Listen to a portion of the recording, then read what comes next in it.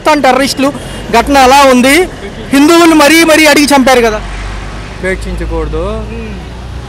ఉగ్రవాదం ఏదైనా కూడా అది తప్పే, రాంగే. ఎవరు చేసినా కూడా శిక్షించాల్సిందే. ఉగ్రవాదం ఎవరు చేసినా కూడా అది చాలా రాంగ్. అది అన్యాయంగా ఎవరిని చంపకూడదు, ఎవరిని హింసించకూడదు. అయితే ఇక్కడ మన ప్రభుత్వం చేస్తుందంటే ఏంటంటే కేవలం ముస్లింని టార్గెట్ చేస్తుంది.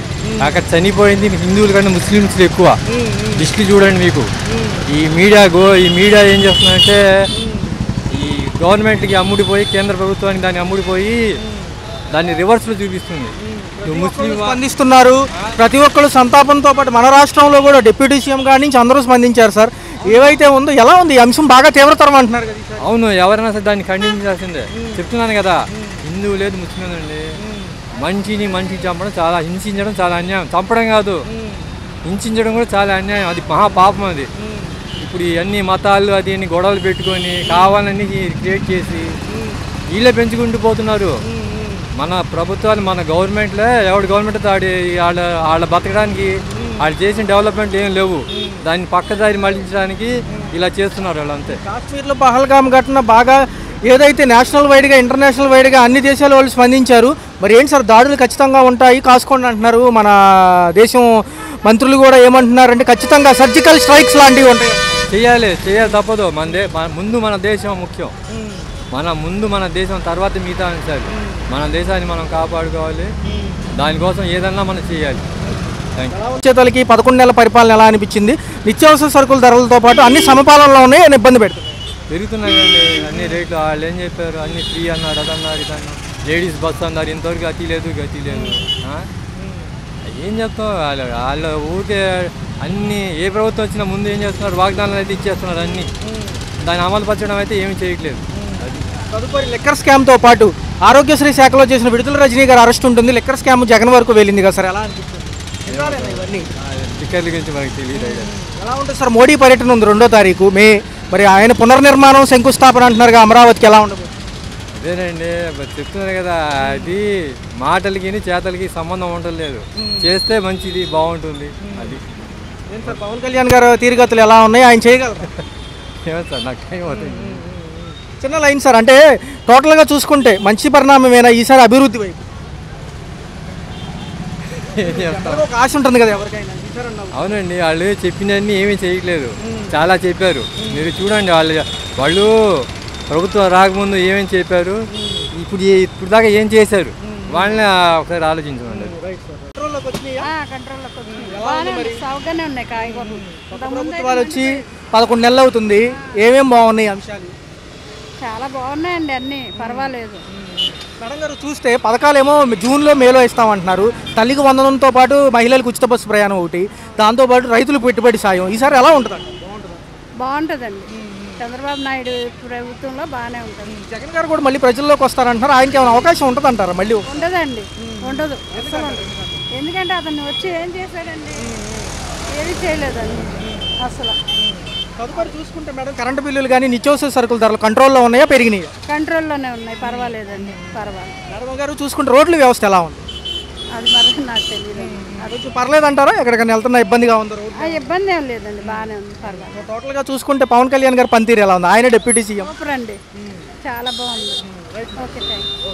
ఎలా ఉంది అంటే ఒక పక్క అభివృద్ధి సంక్షేమంతో పాటు ధరలు ఎలా ఉన్నాయి, పర్లేదా?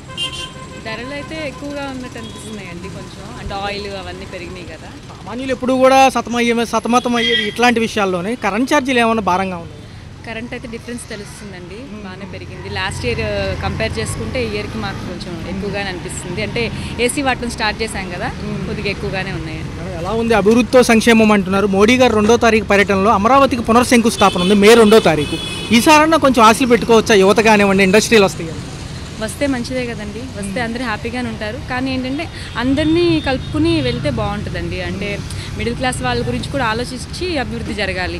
అప్పుడైతే అందరూ హ్యాపీగా ఉంటారు, బాగుంటుంది. పవన్ కళ్యాణ్ గారు స్పందించారు. పాకిస్తాన్కు సంబంధించి ఏదైతే టెర్రరిస్ట్ అటాక్ మన కాశ్మీర్లో పహల్గామ్ ఘటనలు జరిగిందో, ఏదైతే ఆ ఏరియాలో ఎలా ఉంది, అంతర్జాతీయంగా అందరూ కూడా దానిపైన వ్యతిరేకంగానే ఉన్నారు. ఎందుకు ఇలా చేస్తున్నారు? అంటే వాళ్ళు పాకిస్తాన్ వాళ్ళు మన మీద అంటే ఈర్ష్యతో, మేబీ జెలసీతో గొడవలు పెట్టడానికి అలా చేస్తున్నారు. అక్కడ చనిపోయింది అంటే హిందూసే కాదు, ఇంకా అదర్ కమ్యూనిటీ వాళ్ళు కూడా చనిపోయారు. ఇంకా హెల్ప్ చేసిన వాళ్ళలో ముస్లిమ్స్ చాలామంది కూడా ఉన్నారండి. ఇక్కడ హిందూ ముస్లిం అని తీసుకునే దానికన్నా వీఆర్ ఆల్ ఇండియన్స్, మనం అందరం ఇండియన్స్. అలా మనం ఒకరికొకరు హెల్ప్ చేసుకుంటూ వెళ్ళాలి. జరిగింది చాలా అన్యాయం, చాలా తప్పు జరిగింది, మనం అందరం దాన్ని ఖండించాలి. కానీ అలాంటి టైంలో మళ్ళీ ఇక్కడ డిఫరెన్సెస్ తీసుకొచ్చి చేయడం అనేది తప్పండి.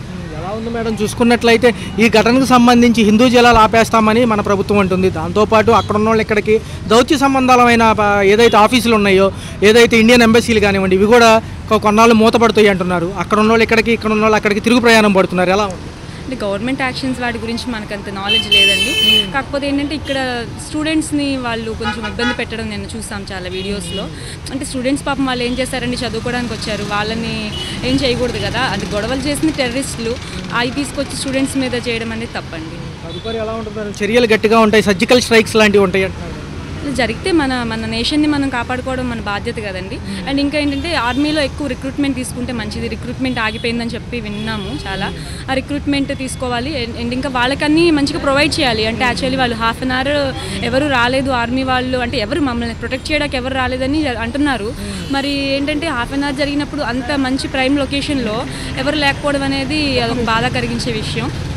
సార్, 11 నెలల పరిపాలన ఎలా ఉంది? గతం కంటే ఇప్పుడే బాగుందా, గతం బాగుందా? ఒక పక్క సంక్షేమం అభివృద్ధి అంటుంది మోడీ గారితో, మళ్ళీ పునర్శంకుస్థాపన అమరావతికి. సంక్షేమము గతము చూశారు, ఇప్పుడు చూశారు. సంక్షేమం అభివృద్ధి రెండు కళ్ళు అంటారు. సంక్షేమం అనేది అనవసరం అండి. ముందు అభివృద్ధి మెయిన్ ఉపాధి మనకి ఎవరికైనా. డెవలప్మెంట్ అయితేనే కదా మనకి ఉపాధి అన్నీ ఉంటేనే, ఉద్యోగాలు కానీ అన్నీ ఉంటేనే ఇవి ఉంటాయి. పథకం అనేది ఎంతవరకు లిఫ్ట్ అవ్వటం వరకే, పైకి రావటం వరకు ఎంతవరకే, కానీ ప్రతి జీవితాన్ని పథకాలు ఇవ్వకూడదు కదా, అది మెయిన్. కొత్త ప్రభుత్వాలు వచ్చాయి.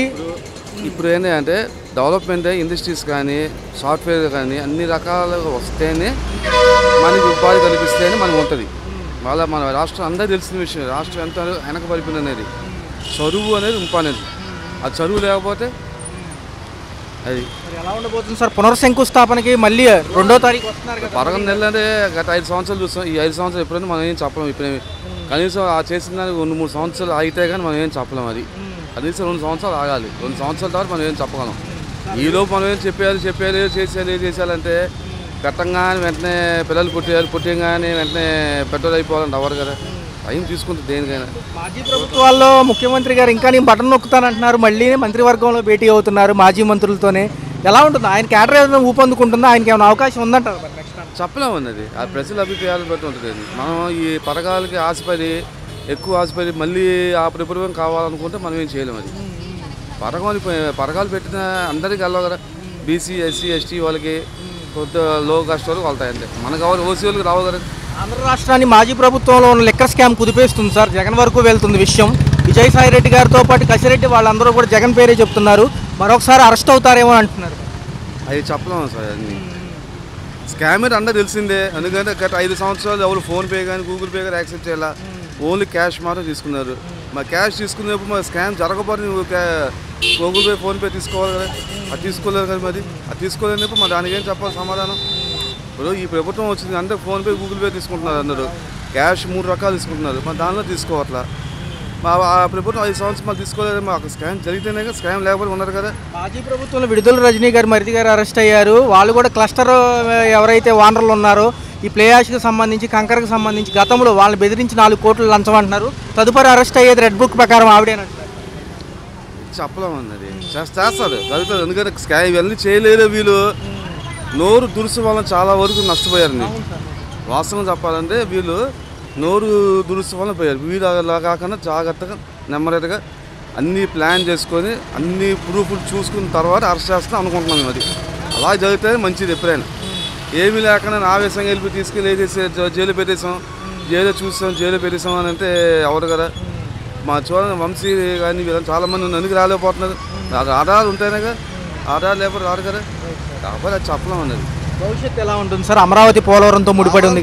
రావాలి, అందరూ భవిష్యత్తు కావాలని కోరుకుంటున్నాను. అద్భుతమైన భవిష్యత్తు కావాలి. హైదరాబాద్ ఎంత డెవలప్ అయింది మనకి అందరూ తెలిసిందే, కళ్ళ ముందు మనం చూసిందే. గత ప్రభుత్వం చంద్రబాబు చేసిందే ఎన్ని. చంద్రబాబు లేకపోతే హైదరాబాద్ వాళ్ళు అలా ఉండేదా? ఇండియా మొత్తంలోకి వాళ్ళ సాఫ్ట్వేరే కానీ ఏ విషయంలో లెక్క వేసుకుని మన హైదరాబాద్ టాప్. అది హైదరాబాద్ తర్వాత మేము బెంగళూరు ఉంది, చెన్నై ఉంది, మహారాష్ట్ర ముంబై ఉంది, కలకత్తా ఉంది, అన్నీ ఉన్నాయి. మరి ఢిల్లీ ఉంది. ఎంతవరకు డెవలప్ అయితే చెప్పండి. ఈ సాఫ్ట్వేర్ కానీ ఏ విషయంలో కానీ లెక్క వేసుకున్నా, ఇండస్ట్రియల్గా కానీ ఏదైనా అలాగే మనకి 5 ఏళ్ళు రావాలి, వస్తేనే మనకి అదే అనేది ఉపాధి కావాలి. మనిషికి వాళ్ళు 100 రూపాయలు ఇస్తే 100 రూపాయలు తినేస్తారు. రేపు పుట్టిన మళ్ళీ ఏంటి, రేపు పుట్టిన 100 రూపాయలు ఇస్తారు, మరి ఎల్లుండి పుట్టింది ఏంటి, మళ్ళీ ఇంకో 100 రూపాయలు ఇస్తారు. ఆ తర్వాత ఏంటి? పవన్ కళ్యాణ్ గారు కూడా స్పందించారు సార్. ఏదైతే పహల్గామ్ ఘటన ఏదైతే ఉందో టెర్రరిస్ట్ ఉగ్రవాది ఘటన పైన స్పందించారు. నిన్న ప్రెస్ మీట్లో ఆయన కూడా సంతాపం తెలపడం జరిగింది. ఏంటి సార్ మోడీ గారి చర్యలు గట్టిగా ఉంటాయి అంటున్నారు కదా, ఏదైతే సింధు నది జలాలు ఆపేయడంతో పాటు? ఉండాలండి, లేకపోతే చాలా కష్టం ఉంది. ఎందుకంటే వాళ్ళు చంపినగా ఎందుకు హిందువులు టార్గెట్ చేసి చంపారు. అంటే హిందువులు అంటే ప్రతి ఒక్కరికి చులకన భావన, చులకన ఇదిగా కనిపించేస్తుంది. అంటే చాటకాని వాళ్ళు వీళ్ళు తంతే పరుంటారు, వీళ్ళు చంపితే చచ్చిపోతారు, వీళ్ళు ఇష్టం వస్తుంది ఎవరు చేస్తారు ఇదని పెట్టి మీరు చూడండి. ఈ మధ్యన ఎంతకాలం ఈ మధ్య క్రిస్టియన్స్గా మా రెచ్చిపోతున్నారు. అలాగే ముస్లిమ్స్ కానీ చూడండి, మా బెంగాల్ చూడండి, వెస్ట్ బెంగాల్ పరిస్థితి ఎలా ఉంది చూడండి. ఇప్పుడు చాలా దారుణంగా ఉంది. అక్కడ కూడా మన హిందూ దేశంలో ఉంది చాలామంది. నేను నాకు చిన్నప్పటి నుంచి చూసాను, కొంతమంది ముస్లిమ్స్కి కొంతమంది దాన్ని ఇండియాకి వ్యతిరేకించే వాళ్ళు ఉన్నారు. హిందూ మన దేశంలో పుట్టి పెరిగిన వాళ్ళు. నేను అనేది ఏంటంటే హిందూ మన దేశంలో పుట్టిన వాళ్ళు చావైనా బతికైనా మంచి మన దేశం మనం సపోర్ట్ చేయాలి. వాళ్ళు ముస్లిం అవని, క్రిస్టియన్ అవని, హిందూ అవని ఎవరైనా సరే. అదే పాకిస్తాన్లో ఉంటారు హిందూ ఉంటారు, అక్కడ చాలామంది అక్కడ కూడా ఉన్నారు. 5% 10% పైన విన్నాను అది. ఆ ఉన్నదానికి మరి అక్కడ వాళ్ళ దేశాన్ని సపోర్ట్ చేస్తే హిందూ దేశం సపోర్ట్ చేస్తారు చూడండి. వాళ్ళ దేశాన్ని సపోర్ట్ చేసుకోవాలి అంతే. అక్కడ మనం చెప్పింది ప్లేస్ ఎక్కడైతే మనం పుట్టామో అదే మన బ్లడ్ రిలేషన్ అంతే. మన బ్లడ్ రిలేషన్ కాదంటే మన కన్న తల్లిని కాదనైతే. కాశ్మీర్లో పహల్గామ్ ఘటన ఎంత విచారకరం అంటే అందరూ కూడా స్పందిస్తున్నారు. ఇతర దేశాల వాళ్ళు కూడా పవన్ కళ్యాణ్ డిప్యూటీ సీఎం గారు మన రాష్ట్రంలో కూడా అందరూ నివాళి ప్రకటించి కొవ్వొత్తులు ర్యాలీ చేస్తున్నారు. ఎలా అనిపించింది? వాళ్ళు ఇప్పుడు ఎవరి స్వార్థం కోసం వాళ్ళు చూసుకుంటారు. ఇదంతా ఒత్తి కల్లా, ఎవరు క్యాస్ట్ ఆడు చూసుకుంటాడు. ఇది ఒత్తి కల్లా. అది అంటే మరీ పాపం హిందువులు అని అడిగి మరీ చంపారు కదా పాపం. హిందువులు అంటే చంపారంటే వీళ్ళు చేత కాక వాళ్ళు చంపేశారు. నువ్వెంత నేనెంత అంటే ఇప్పుడు నువ్వు 2 దెబ్బలు కొట్టావు, నేను ఒక దెబ్బ కొడతా, నేనేం చనిపోయేది లేదు, నువ్వేం బాగుపడేది లేదు. ఓకే, అంటే పాకిస్తాన్ నుంచి ఇక్కడికి రావడం అనేది ఎలా ఉంది? సారీ టైం అవుతుంది. హలో, తెలుగు రాజ్యం ఛానల్ చూస్తున్నారా? సామాజిక రాజకీయ జీవన చిత్రణే తెలుగు రాజ్యం. అతిశయోక్తులు అసత్యాలు ఉండవు. రాజకీయ కోణం కాదు, ప్రజా కోణమే కొలబద్ద. తెలుగు రాజ్యం వీక్షణ మీ ఉత్తమ అభిరుచికి నిదర్శనం.